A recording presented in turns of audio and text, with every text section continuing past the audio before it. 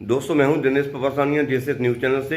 हम आपको रूबरू करवाएंगे महर्षि स्कूल के एक बहुत ही वरिष्ठ और प्रिंसिपल सर थे। ये बहुत ही अपने ईमानदारी और नियम के पक्के होने के कारण जाने जाते हैं और डिसिप्लिन इनकी जीवन का फर्स्ट इम्प्रेशन रहा है।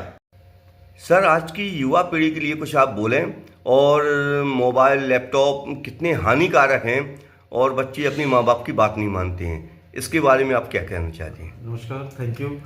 मैं ये कहना चाहूँगा कि आज का जो ये आधुनिक दौर है ये ज्ञान से भरा हुआ है, सभी सुविधाओं से भी भरा हुआ है। जहाँ तक माता पिता का सवाल है, माता पिता अपने बच्चे को खून की एक एक बूंद अर्थात प्रत्येक सुविधाएं देने के लिए तत्पर रहता है। बट मतलब जो आज की नई जनरेशन है, बच्चे हैं जो स्कूलिंग कर रहे हैं, कॉलेज कर रहे हैं, उनको शायद ये सोचना होगा कि अगर हमको माइंड, बॉडी और सोल तीनों चीज़ों पर विकास करना है तो हमें ये सोचना होगा कि इन बच्चों को स्कूलिंग तक कम से कम रिसोर्सेज में, कम से कम सुविधाओं में रहना चाहिए, जिससे कि उनकी फिजिकल फिटनेस, उनकी शारीरिक क्षमताओं पर विकास होता है।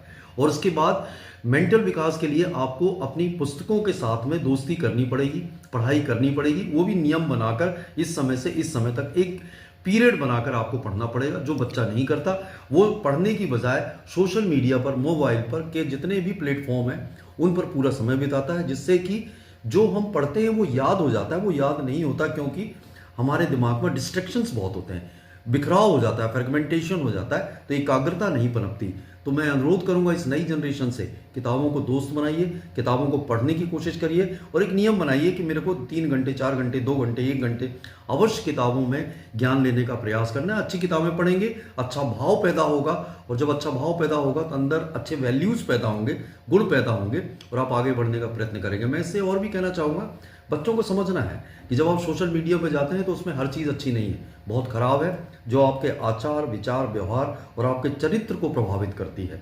आज अनेकों ऐसे कंटेंट हैं जो आपके विचारों को दूषित करते हैं और आप कहीं ना कहीं आधुनिक सभ्यताओं में या अनेकों गंदी चीज़ों में फंस जाते हैं और अपने जीवन को बर्बाद कर लेते हैं। आपका जीवन बहुत धन्य है, हम मनुष्य योनि में पैदा हुए, जानवर नहीं है, गाय भैंस बैल नहीं है, हम एक इंसान है। तो हमें अपना एक पर्पस, एक मीनिंगफुल, एक उद्देश्यपूर्ण जीवन जीना है। तो इसके लिए अगर आपको किताबों का साथ नहीं करेंगे और सोशल मीडिया का करेंगे तो आपके दिमाग में फ़र्क पड़ेगा, पवित्रता आपकी हटेगी और विकास नहीं हो पाएगा। मैं और भी कहना चाहूँगा नई पीढ़ी से, आप पूजा पाठ पर भी ध्यान रखें। आपके माता पिता सुबह शाम पूजा करते हैं, मंदिरों में जाते हैं, ईश्वर का नाम लेते हैं। ईश्वर या आस्था हमें सिखाती है कि हमारे अंदर पवित्रीकरण हो और हम कोई गलत काम ना करें।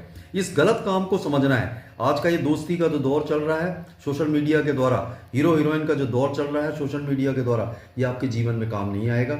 जीवन में काम एक अच्छी शिक्षा आएगी, माता पिता का साथ आएगा, आपके बुजुर्गों का साथ आएगा। तो आप अपनी जिम्मेदारियों को भी समझिए। चैलेंजेस बहुत हैं, कहीं चैलेंज नहीं है। अच्छी पढ़ाई करिए, फिजिकल फिटनेस रखिए, एनर्जी रखिए, साइकिल चलाने की आदत डालिए, वॉकिंग करने की आदत डालिए, हफ्ते में एक दिन 1 या 2 घंटे पसीना बहाने की आदत डालिए। घर के सारे कार्यों को आप करने की कोशिश करिए छोटे मोटे, तो आपके अंदर क्षमताएं पैदा होगी, मानसिक विकास होगा और समाज के लिए भी कुछ करने के लिए प्रेरणा लीजिए, जिससे कि आप समाज के लिए जब करेंगे आपको बहुत अच्छा होगा, आपको एक अच्छा प्रशंसा मिलेगी और आपको लगेगा कि मेरा जीवन धन्य है। तो मैं आपको एक शुभकामनाएं देते हुए कहना चाहूँगा, यह जीवन हमें एक उद्देश्य के लिए मिला है कि अच्छा कार्य करके जाना है और अपने माता पिता का नाम करके जाना है, अपना भी नाम करके जाना है। तो उसके लिए मेहनत तो करनी पड़ेगी, इस जीवन में शॉर्टकट नहीं होता।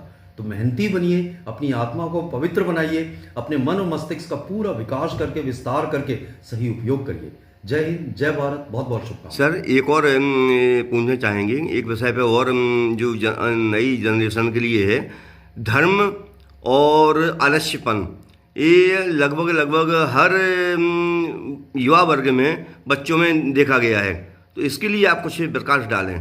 नहीं, धर्म का अर्थ ये है मेरे समझ में कि जो हम धारण करते हैं, तो अच्छे गुणों को यदि हम धारण करते हैं तो हम समझ लीजिए बहुत धार्मिक है। अच्छा कार्य करने की प्रेरणा है, अच्छा कार्य करने का अगर उद्देश्य है तो हम वाकई धार्मिक है। हम किसी भी धर्म के हैं, यदि हम कार्य अच्छे नहीं करते, ईश्वर बोलता है कि आप अच्छे कार्य करिए, अच्छे बनिए, नियमों पर चलिए, समाज के नियमों पर चलिए, कोई भी आचरण अनाचरण मत करिए, कोई भी गलत काम मत करिए, भ्रष्ट आचरण मत करिए। तो मेरे ख्याल से आपका धर्म अच्छा होगा और आप कार्य करिए, आपके कार्य की पूर्ति होगी। लगभग देश के लिए भी बच्चों को सोचना चाहिए। जो नई पीढ़ी आ रही है वो देश के लिए ना जाके और विदेश में जाने के लिए कोशिश कर रही है। हमारे अब्दुल कलाम साहब ने कितने बड़ी ये सर्विस मिल रही थी उनको, लेकिन उन्होंने देश को सर्वोपरि मानते हुए और देश में ही अपना पूरा जीवन दिया और एक श्रेष्ठ वैज्ञानिक बने। इसके बारे में युवा पीढ़ी के लिए आप क्या मार्गदर्शन देंगे? तो मैं बिल्कुल बहुत अच्छा प्रश्न किया और मैं आपको धन्यवाद देना चाहूँगा। राष्ट्र के प्रति आपका समर्पित भावना है। राष्ट्र की जिस मिट्टी पर हम पैदा हुए वो हमारी माँ है, और उस माँ में जब हम पैदा हुए हैं तो हम बहुत अच्छी एजुकेशन तो लें, लेकिन अगर हमने एक अच्छी एजुकेशन ली, डॉक्टर, इंजीनियर, बिजनेसमैन बने और सारा ज्ञान लेकर हम विदेश में जाकर उनकी सेवा करने लगे, तो ये तो एक अधर्म हो गया। मात्र पैसे के लिए?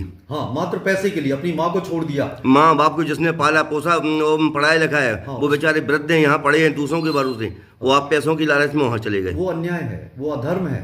यही तो धार्मिक चीज़ें सिखाई जाती हैं कि माँ बाप का पढ़ लिख कर हम बहुत अच्छा आर्थिक रूप से सशक्त तो बने, लेकिन उस मिट्टी की सेवा यदि नहीं की, जैसा मैंने पहले भी कहा, उस समाज की सेवा नहीं की, तो हमसे गलत आदमी कोई भी नहीं हो सकता। तो मैं बिल्कुल कहूँगा राष्ट्र प्रथम है।